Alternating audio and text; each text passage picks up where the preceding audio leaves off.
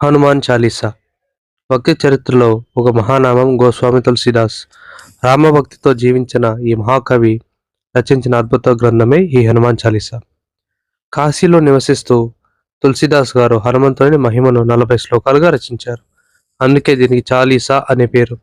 హనుమాన్ చాలీసా చదివితే భయం తగ్గుతుంది, మనస్సుకు శాంతి కలుగుతుంది, ఆత్మవిశ్వాసం పెరుగుతుంది.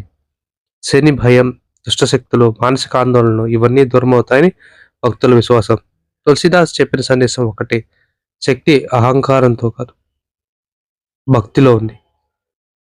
మనకు శక్తి పొందాలంటే అహంకారంతో పొందలేం, అది భక్తితో ఉండాలి. అందుకే ఈరోజు కూడా కోట్లాది మంది హనుమాన్ చాలీసాను నమ్మకంతో చదువుతున్నారు. జై హనుమాన్, జై జై శ్రీరామ్.